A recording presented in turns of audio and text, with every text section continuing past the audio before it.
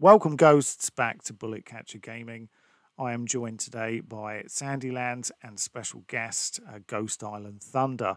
We said a little while ago that we would get Ghost Island back on to go through the survey that was created by Sandy and covered on the channel here.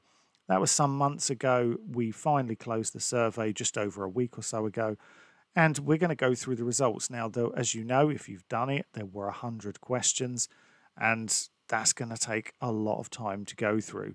So we decided not to bore you with 100 questions. So what we've done before the recording, we've gone through, we've chosen 10 that we thought were just a little bit different topics, and we're going to go through 10, and at the end of the video, I'm just going to run through with a bit of music or something and just show you all the results, so you can go pause them if you want to, whatever you want, or just go and check them out. So we do appreciate all of you for filling out that survey. We know it was long, so thank you so much. Hopefully we can make a really big difference with this. So thank you again, obviously, Ghost Island, for jumping on. Do appreciate it. Man. No, it's cool, man. Appreciate it. So we're going to head straight in. So the first question that we've chosen is question 1. Now, question 1 is, do you feel that currently there is a lack of regular communication from the studio? The answers were strongly agree, 57%, agree, 31%, neither, 9%, disagree, 2%, or strongly disagree, 1%. What do you guys think? I'm surprised there's 7 people that actually say they disagree. Those 7 people could work for Ubisoft. They must work for Ubisoft. That's it. That's the answer right there. Yeah, for sure. The 7 are the 7 heads of Ubisoft. I'm just joking, man. But yeah, it makes sense, right? Strongly agree. 57 agree. 31. So right there, the bulk of the people agree with the statement. Hopefully, they'll listen to that. 88% in total. So that's just over 1,000 people.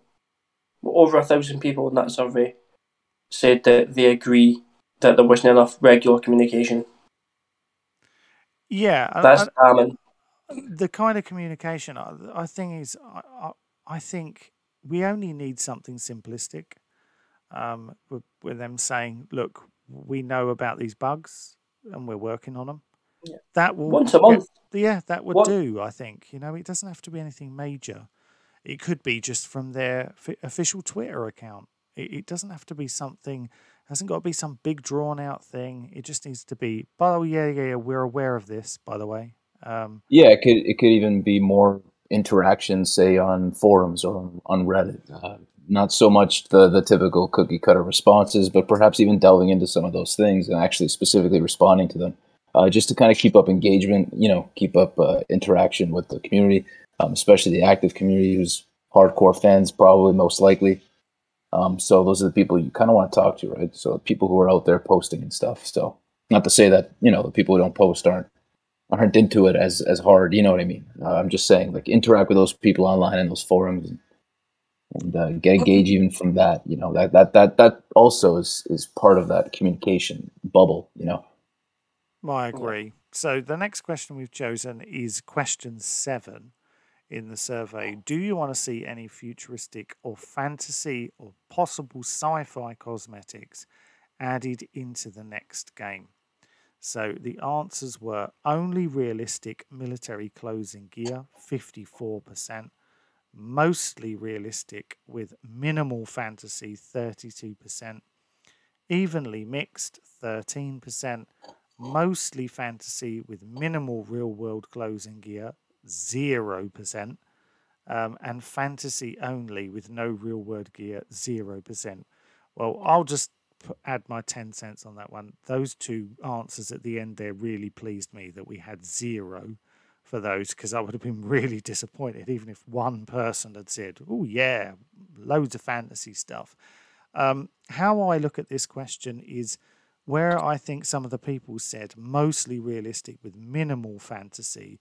I think when I look at fantasy regards to this game, I think I'm looking at some of the things that are some of the future tech stuff for me, which is borderline fantasy, or do you know what I mean? Like, Yeah, it's that kind of stuff. Now, I don't mind some of that if it's kind of based on realism or based on something that could happen or could be real.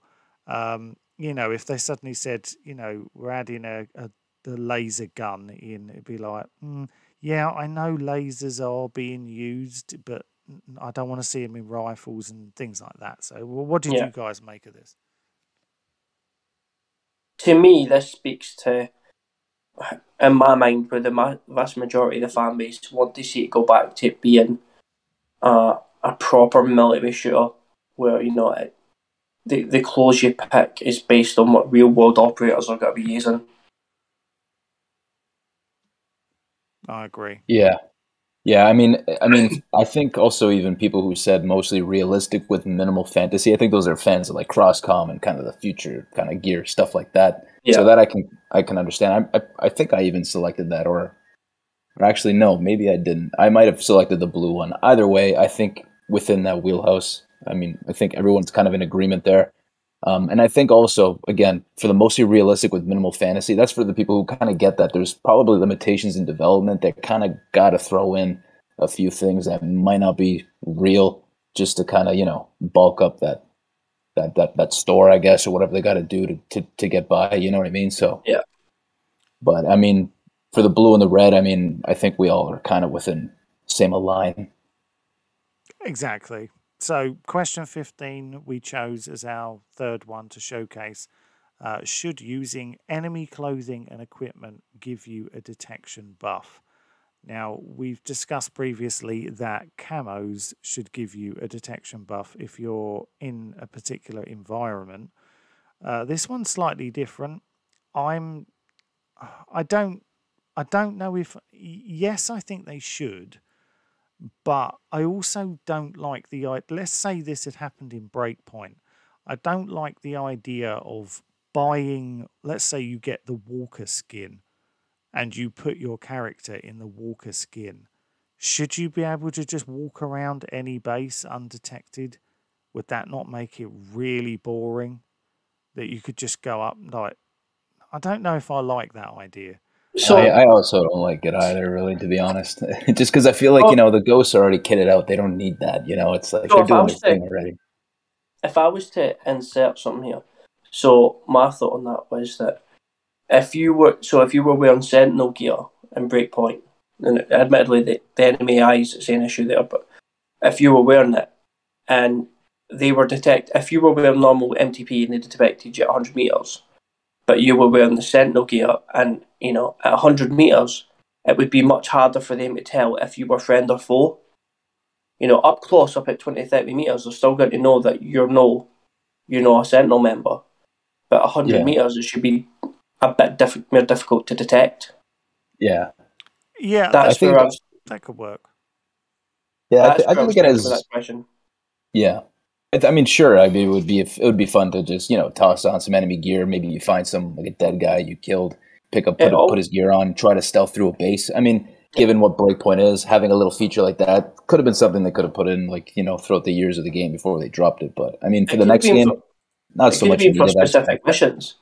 If you Yeah, had to it could infiltrate a be, right? base, if you had to infiltrate a base stealth, and Yeah, frame a commander or something, that would have been a good way to do it yeah, organically. Well, 89% of people said they do want that. And like I said, you can interpret how that would work in different ways. So perhaps when people voted for this, they were thinking of a specific way of using it in their mind. Maybe yeah, if we'd gone into Yeah, detail about how that would be utilized, perhaps this would be different. But it's still a high yeah, amount of yeah, people, and I can understand why people said yes. But at the same time, I think when you start thinking about it in depth, like I mentioned with Walker, suddenly I think most people might go, "Oh no, I don't want that."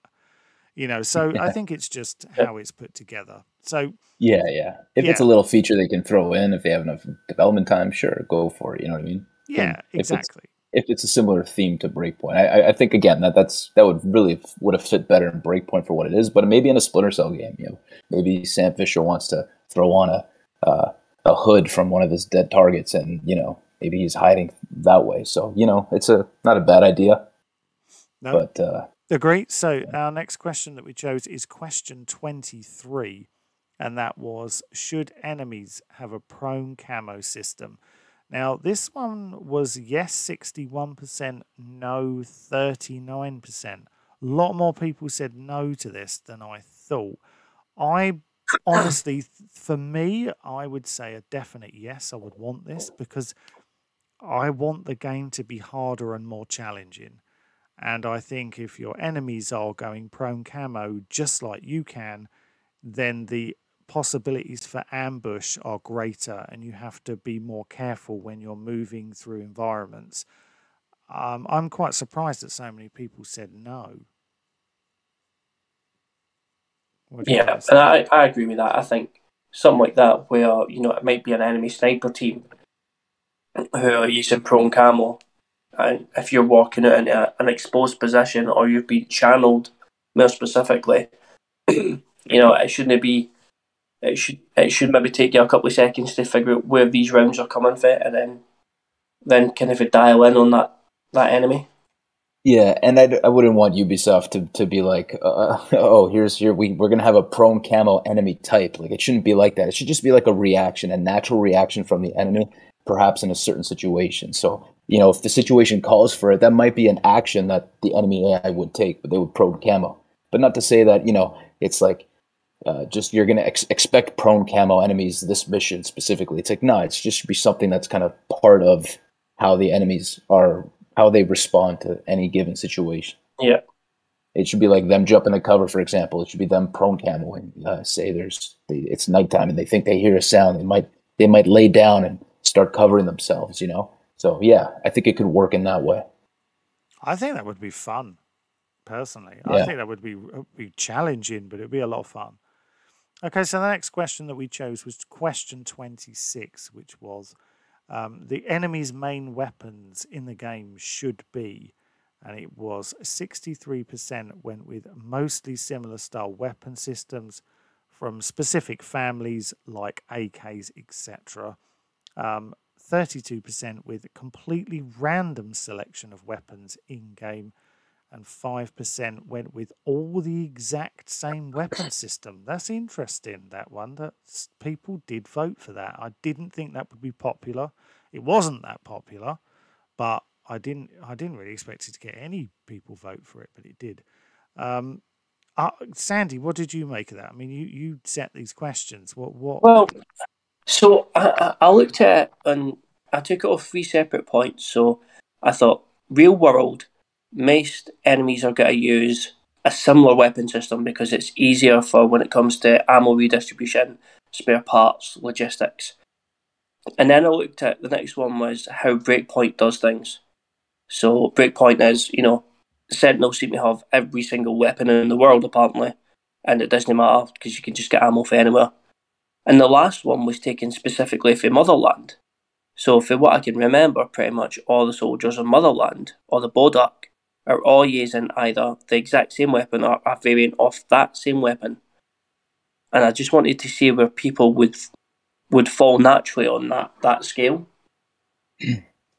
Yeah. Yeah, I kind of agree with the majority on that one. I mean, kind of give them a family, something similar. Like, yeah, Yeah, you can expect them to carry this type of weapon if it's from a specific faction, and it could be different. It could be a different selection. Say there's multiple different factions we're dealing with. You know what I mean? yeah, So say we got So I mean, I don't got to get into that, but you get my point. Uh, yeah, totally 100%. agree. Okay, so next question that we chose was question 83. And that was, it was suggested in the previous survey that most people would like to see you play as a new ghost team. With that in mind, would you like to see missions added where you work with other ghost teams operating in the region? And the answers were yes, 93%, no, 7%. This one was very one sided. Personally, yeah, because for me, some of the it would make some of the missions more interesting if you were working with characters that have been in games before, for example, ghost teams from other games, and also just change things up a little bit. I don't see. Really, I'm shocked that anyone said no to it, to be honest. But each to their own. What do you guys think? So, 100% yes. And it's so because I want to be able to command these teams. I'm so sorry. Go ahead, Sandy. no, I'll let you finish. Oh yeah, no, I mean, yeah, 100%. Like if we can have more ghosts to work with, like we had in the past, we have other teams to work with. We can even command them. It's another thing I like to see. So 100%. And yeah, it wouldn't just be them featured in a mission, and then that's it. It would be like these guys are for these types of missions, for example, or whatever. And then you get to command these teammates, and you get to do objectives with them. So I mean, it wouldn't just be there. And I mean, you could. I mean, not everyone wants to do the squad control stuff. So I mean, you can ignore it, let them be automatic, and just do their own thing and just follow through with you. But I mean, I would love that. So I would love to see them. I had 2 points for this, and the first one was that for the next game, I would like to see, Delta, like basically the Ghost Squad is a much bigger group.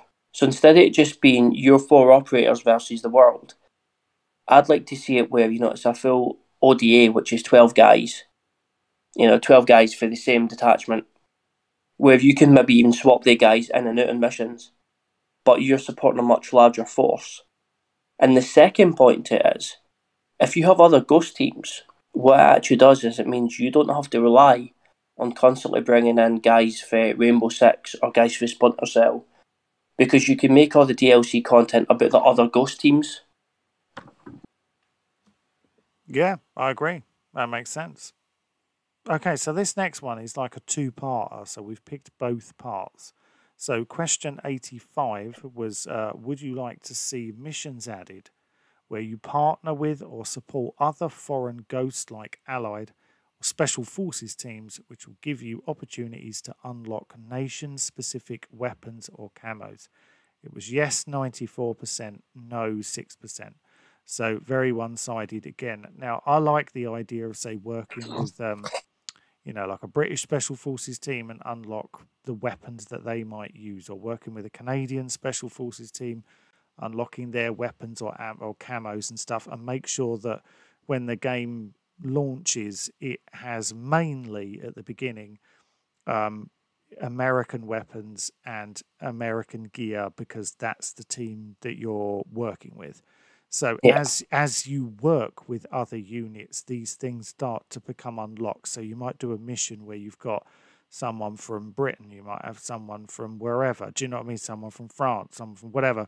I'm not saying you have to fill loads of. People might say, yeah, well, if you want a nice selection of weapons, you've got to have 20 different nationalities come in. There must be a better way of working that, some way. What do you guys think? Yeah, to make that work, like you would have different countries, for example, right? So say we have missions and ops in this country or there, and then that's where you can kind of open it up a bit. And this would also get rid of the whole like chasing weapons, Easter egg hunts around the map, finding chests. Like no one wants to do that in a Ghost Recon game, right? Yeah. It's not about that. So if they can make us unlock it just by playing through missions and stuff, then hell yeah, 100%. I'm with the majority on that one, and I agree with everything you've said. So well said.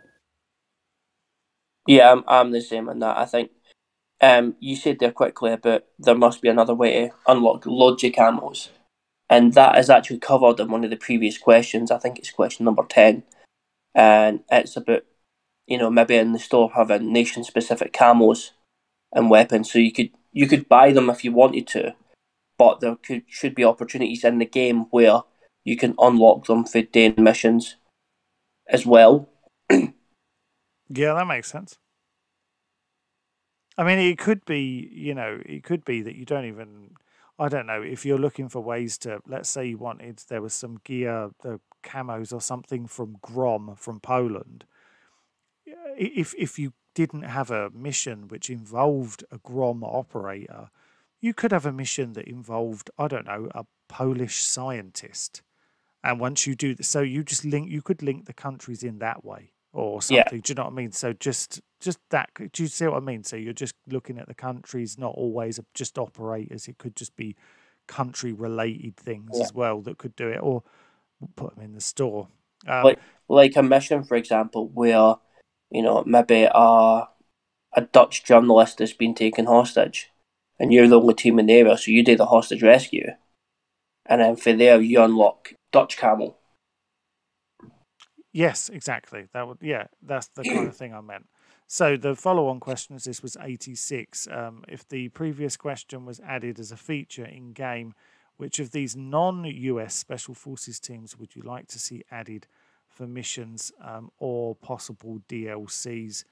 There's quite a lot of options here. The number one option was 26%, all of the above and more. But outside of that, we had 13% was the SAS, 9% JTF2, 9% was the Special Commando Company, which is KSK. We had Grom with 8%, Jaeger Corps 7%, and you can see them all there. I'll be here forever if I read all the others. But you can see them all there. So personally, yes, I would like to see them. I don't want them to take over the game.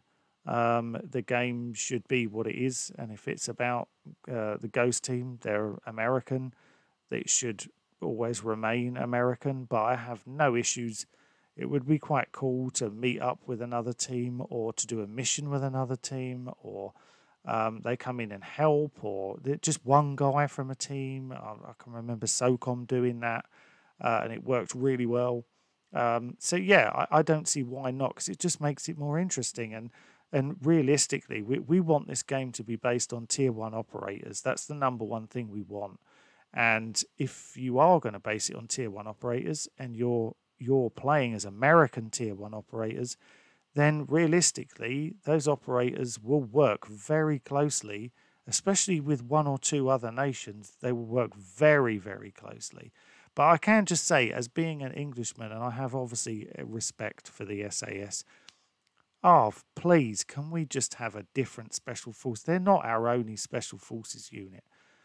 Give the SBS a little bit of love. Come on. What's going on?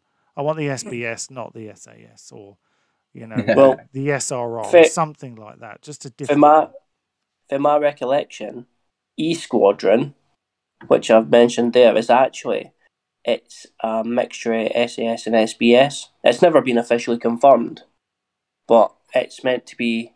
It's works almost in real life, like similar way how the ghosts work. So again, it's your best, your best, your best. What do you guys think on this? So, what about you, Ghost? Yeah, I mean, a question like this gets a little muddy because then people who are doing the survey are probably just pressing on whatever country they're from. You know what I mean?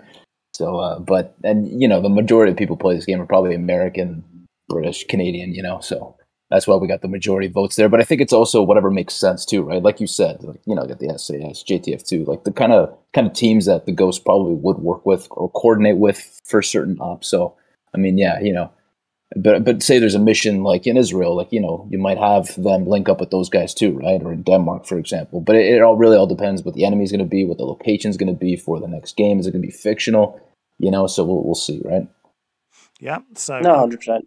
But yeah, I kind of lean more into all of the above, just because, like, I welcome everything. Like, sure, like anything's a possibility here. Doesn't mean we need to have all of them, but I mean, I'm open to all of these potentially being in the game. Is why I voted for all the above.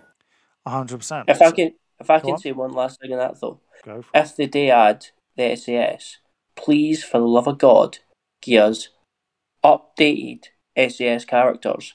Not just the same reskins for 40 years ago that Siege keep on using. So basically how they look in Modern Warfare 2. We've all seen the trailer. Yes. That's what they look like, not from the Iranian embassy siege in the 1980s. Yeah. Yeah. I mean, if you want to put that in as a skin, go ahead, but don't make it your only skin. I mean, give us Ghost Recon skins. Give us OG Ghost Recon skins if you're going to give us any kind of skins first. Absolutely. That's my opinion. Yeah, I agree. Yeah. I agree with that. 100%. I know a lot of guys want to play as Predator team. Rest in peace, because we didn't get to use them for too long. But it would be nice to kind of experience playing as those guys for a little bit longer than just a little 10-minute intro mission. And you would think that they would have at least created them to put them in the store so you could buy the skins. I mean. They can make so much money, man. They can make so much money. I know. Do they not want to make money? I don't understand it at all. Well, that goes back again. So, depending on when this game's set, if it was set before Future Soldier, but after Wildlands, you could bring back Hunter Team and Predator Team, and they could be other teams that you work with, in that environment. There's No, so exactly. so many ways you could do it. Exactly. Well, there you go. So we're going to do 2 more questions like this, and then I'll show you all the others just quickly at the end. So this was question 88. Ubisoft sometimes does sci-fi or fantasy crossover events. So Sandy's put this as, let's put this one to bed. Which of the following would you like to see in any future Ghost Recon game? As you can see on the screen right now, this is the options. I'm not going to go through them all because it will take me forever. But most interestingly, it wasn't quite a runaway like I thought it would be. The first option that did win 27% was no, God, please, no. And then no at the end. That's where I would be headed. I don't want any of these in my Ghost Recon game. I don't need any of these in my Ghost Recon game. If they were in there and they were added, we were talking beforehand, and Ghost Island was saying, if they supported this game for 3 or 4 years, and in year 4 they added something with one of these things, then he'd be okay with that. And we all agreed, yes, me too. But to release a game and in its first year start talking about we're going to put monsters in it or aliens in it or whatever. And I like aliens and I like Predator and I like robots, whatever, Terminators, cyborgs. I like all these things, vampires. But I don't want to see them in Ghost Recon. I just don't. Yeah, of Yeah. course. Like, look, guys. Like, let me. Like, 'cause I don't want to see this. Not even in year 10. I don't care. But if they have to do something to make a little bit of money, perhaps there's an event that maybe it coincides with some movie that's coming out, and they got to do something. Whatever. Just put a little something out there. Maybe a world modifier, something that's just a quick little tweak of the code. Just give us an option to turn people into zombies or something. If they got to do some stupid shit like that. If it's going to be another open world Ubisoft kind of formula thing, and it's year 5, and they're still supporting it miraculously.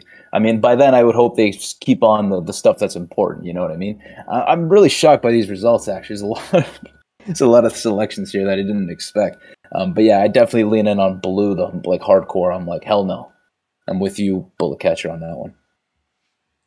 100%. And you take the slide and burn the whole slide. So I hope they are listening to this. Please, for the love of God, do not put anything. We just want military stuff. Just focus on the real stuff. Please focus development time on the stuff that matters. Please. Exactly. Right. I think we're all in agreement there, but some people are not. That's the thing. This one is the shocker of them all for me, which is why we've left this one till last. And you kind of just touched on it a tiny bit, Ghost. Question 98 was, as it's been requested more than any of the others effectively from previously, it basically, would you be okay with having a world modifier unlock that would turn all enemies and civilian NPCs into zombies? And I presume they would be set to come straight after you. Now, you could have this. I know Sandy had put, you could only get this by completing the game on, say, all 4 difficulties, or you'd make it like a reward thing. You wouldn't just make it available, or it wouldn't be an event. It would just be there. Now, the answers shocked me because it was no, 53%. Yes was a whopping 47%. And I honestly thought this would be 99% no. I was really shocked by this. Yeah. But yeah.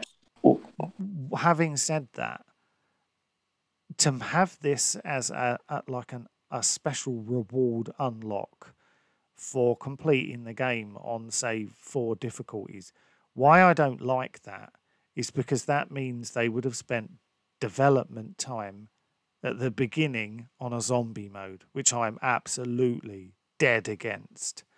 As Ghost, I'm not trying to steal your thunder, but by all means, plenty of thunder to go around here.